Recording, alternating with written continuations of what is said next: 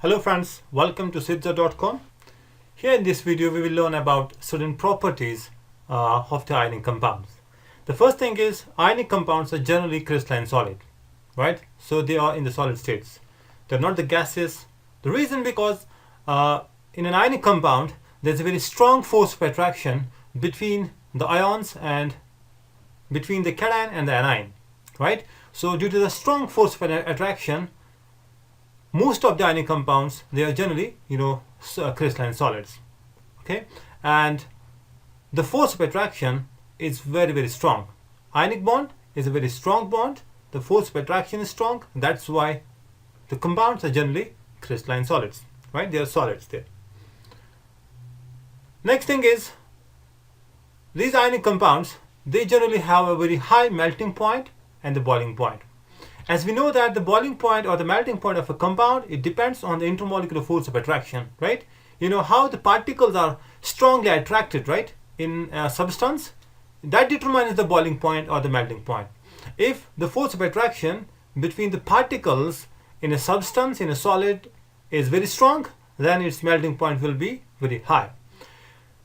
Ionic compounds, generally they have a high melting point and a high boiling point. Look at the sodium chloride. Its melting point here is 801, potassium sulfate 1069 degrees Celsius, so pretty high melting point. It means that ionic compounds, they have a high melting point because the force of attraction is very strong. The ions are held together very strongly in a crystalline solid, right? And one particular ion, actually it is surrounded by a number of ions from all possible directions. That's that's what we call as a non-directional nature, right? So ionic bond is non-directional in nature. That's why one particular ion, it can be surrounded by a number of ions, right? And it can interact with all these ions here. That's called as a coordination number. Like suppose here in this example we have 4 ions surrounding a particular cation, so its coordination number will be 4, right? So this is a non-directional bond. Ionic bond is a non-directional bond. That means one particular anion or one particular cation, it will be attracted by a number of oppositely charged ions from all possible directions, right? So that's why it's a non-directional nature. We will see later on when we will discuss about the covalent bonds. Covalent bond is a directional nature. That means a covalent bond is formed only through a particular direction, right? While as an ionic bond is a simple electrostatic force of attraction, and it can it can exist from any possible direction, right? If you have a cation here and an ion comes from any of the direction, from here, from any possible direction, so it will start interacting with it. So that means it's a non-directional nature, and it is because of this one cation it is surrounded by a number of anions, and similarly one anion it is surrounded by a number of cations, and due to this there's a very strong force of attraction, and the substance has a very high melting point or a high boiling point. Correct? These are the two important properties of the ionic compounds. Now let's move on to the solubility. We know that ionic compounds, they are generally soluble in the water, right? They are generally soluble in the polar solvents like water. Water we know is a polar solvent. So here when you take suppose an NaCl and you dissolve in the water, it becomes completely soluble there. Correct? It dissolves in the water. Why an ionic compound is soluble in the polar solvent like water? It's because here in a crystalline solid, ions are very strongly held together. They are not free, right? These ions are not free. They are strongly held together. And once you put this ionic compound in an aqueous solution, in a polar solvent, right, ions dissociate, and water being polar, that means suppose this is our water molecule and this is the hydrogen and this is our oxygen here. Oxygen being more electronegative, it has some delta negative charge, this one delta positive here, right? This is a polar molecule here. So now once you put an ionic compound in the water, what happens? The ions actually dissociate in the water and they get surrounded by the water molecules. Like suppose we have a cation here, it will be interacting with the water molecules through the negative part of the water. So here the oxygen, it will start interacting with it because it has a delta negative charge, right? Hydrogen is delta positive charge. This is a polar molecule. The solvent here is polar. So the polar solvent will interact with the cation.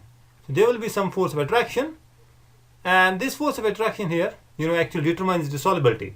So when there is an interaction, between a cation and the solvent molecules. Similarly, you can look at the anion also. Anion is also surrounded by the hydrogen ions. Why hydrogens? The water molecule will approach to the anion through the hydrogen end. Why? Because hydrogen is positively charged, right? It has some positive charge, a delta positive charge there. So the negative charge will interact with the positive end of the solvent, right? Like this. So due to this interaction here between the solvent and the cation and the anion, right, it becomes soluble. And the amount of energy that has been released here during this, solvation process, that's called as a solvation energy, right? So when the solvent molecules start, interacting with the cation or the anion, energy will be released, and that energy is called as solvation energy. Or when we use the water as a solvent, solvation energy is a general term, and if you use water as a solvent, we use the term hydration energy, right? Hydration energy. So that means you can say when you dissolve a particular ionic compound in the water molecules surround the ions, and there is some release of energy which is called as the hydration energy, and it is the hydration energy that determines the solubility of an ionic compound. So ionic compounds are generally soluble in polar solvents like water. Okay, this is the third property. Next thing is electrical property. We know that ions in the solid state, right, they are not free. Here, these are not free. So even if you try to apply some potential difference here, the ions cannot move, right? Because the ions are, fixed at their positions. The attraction between the ions is very strong. Even if you apply a potential difference, the ions cannot move. That means ionic compounds in the solid state do not conduct electricity, right? They are the poor conductors, right? So you can say they're insulators, right? They don't conduct electricity in the solid state.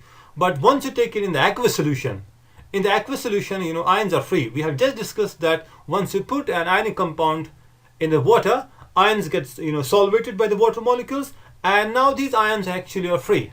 So in an aqueous solution, the ions are free. Here now, the ions are free.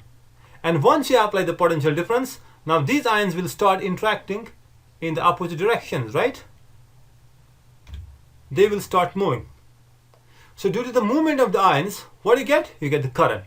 So that's why we say that ionic compounds do not conduct electricity in the solid state, but they conduct electricity in aqueous solution or even the molten state, right? Even if you have a molten state, the ions are free, or you have aqueous solution, right? In solution form or in the molten state. In both conditions, ionic compounds can conduct electricity. Another property of ionic compounds is that generally the ionic reactions are very, very fast. Okay? Ionic reactions are fast reactions, right? To understand it, how fast they are, let's have a look at this one experiment that I have done here in the lab. Just have a look. Actually, this is the reaction between the sodium chloride. Okay? I'm going to take here the NaCl solution first. I'll prepare NaCl aqueous solution here, and then I'll mix it with the silver nitrate solution, AgNO3. So what you'll get? You will get sodium nitrate, NaNO3, aqueous solution. Okay? And plus you get another compound which is a silver chloride.